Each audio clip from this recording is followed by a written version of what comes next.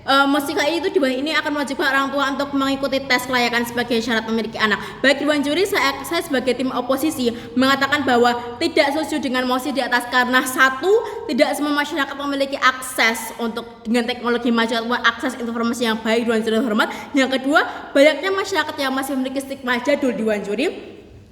Baik, menurut saya seharusnya mosi ini mengatakan bahwa tes kelayakan memiliki anak itu bukanlah hal yang wajib Dewan Juri. Menurut status quo, kenapa? Karena menurut status quo, orang tua memiliki cara didik untuk anaknya masing-masing Dewan Juri terhormat. Dua hal yang akan kami buktikan dalam perdebatan kali ini yaitu satu, mengapa kami sebagai tim kontra menolak diwajibkannya adanya tes kelayakan memiliki anak, dan yang kedua yaitu bagaimana dengan tidak diwajibkannya tes memiliki anak Dewan Juri terhormat. Sebelum saya menuju ke poin argumen saya, izinkan saya menyanggah 2 poin dari hal yang telah disampaikan oleh tim lawan. Yang pertama yaitu mereka menarasikan bahwa mendidik anak secara kasar dapat membuat anak tersebut mengalami depresi, dan hal itu tidak nyata Dewan Juri. Mereka tidak melakukan kefaktaan bahwa faktanya Dewan Juri yang terhormat, anak yang dididik oleh orang tuanya secara tegas atau secara keras, justru di masa akan datang mereka akan menjadi anak yang memiliki mental yang kuat Dewan Juri hormat. Bahkan komparasinya, lihat bagaimana anak-anak yang dididik secara halus orang tuanya, mereka justru akan menjadi anak yang memiliki mental yang lemah, bahkan mereka akan menjadi anak yang manja Dewan Juri hormat. Baik, yang poin saya yang kedua itu tim afirmasi menarasikan bahwa mereka akan melakukan tes psikologi bahkan hingga ke seluruh penjuru negara Dewan Juri hormat. Hal itu simplistik. Mengapa? Karena mereka tidak menyatakan bukti-bukti nyata bahwa mereka akan melakukan tes tersebut hingga daerah-daerah terpencil sekalipun Dewan Juri hormat. Apakah mereka memang bisa melakukan hal-hal tersebut hingga ke daerah terpencil sekalipun? Baik, beralih menuju ke poin argumentasi saya Dewan Juri hormat. Satu, mengapa saya menolak mosi di atas karena satu, sadari bahwa tingginya biaya yang diperlukan. Yang kedua itu sadari bahwa adanya keterbatasan akses. Yang ketiga sadari bahwa anggapan kesetaraan zaman dan juga stigma jadul itu ada. Baik Dewan Juri terhormat, mari beralih menuju elaborasi argumen saya. Yang pertama yaitu tingginya biaya yang diperlukan. Dewan Juri terhormat notice bahwa dalam penyelenggaraan program ini memerlukan biaya yang sungguh besar, bukan? Notice bahwa lihat bagaimana pemerintah sendiri notice bahwa dalam status quo saat ini mereka sedang maraknya di mana pemerintah memiliki sistem kerja yang omdo ataupun omong doang Dewan Juri terhormat. 2 poin mengapa hal ini penting Dewan Juri, karena satu, untuk menghemat pengeluaran anggaran negara. Yang kedua itu untuk menghindarinya rasa iri di daerah lain yang mungkin tidak mendapatkan izin atau mungkin tidak mendapatkan jatah untuk melakukan tes ini Dewan Juri hormat. Baik Dewan Juri terhormat, mosi ini tidak sesuai terhadap prinsip keuangan negara. Mengapa? Karena negara bisa menggunakan uang ini untuk yang lainnya Dewan Juri hormat, seperti contohnya untuk melakukan pembangunan negara Dewan Juri hormat. Prediksi kami yaitu kami akan tetap menentang mosi ini sehingga negara akan dapat menghemat pengeluaran dan juga menggunakannya untuk hal-hal lain, dan juga hal ini mungkin akan bisa menghemat lagi seperti menghemat uang bensin dan lain sebagainya Dewan Juri. Dari komparasi terbukti lawan, mereka akan tetap mendukung mosi dan juga mereka akan menghabiskan uang negara dan juga pembangunan negara akan sedikit terhambat Dewan Juri hormat.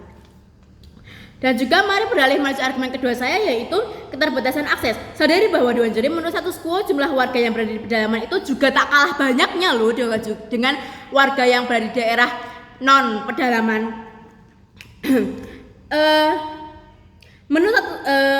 Sebagai example, lihat bagaimana banyaknya suku pedalaman di Indonesia Dewan Juri hormat. So, tidak semua warga dapat memiliki akses untuk belajar parenting Dewan Juri hormat.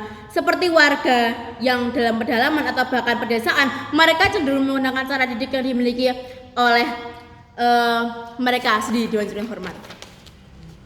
Mengapa ini penting? Karena satu, seseorang yang akan melakukan penyelenggaraan sebuah tes ini mereka akan mungkin tersesat dalam perjalanan tersebut, dan yang kedua mereka akan menemukan hal-hal yang tidak diinginkan, atau mungkin jika mereka melakukan ketertinggalan barang di tempat sebelumnya mereka akan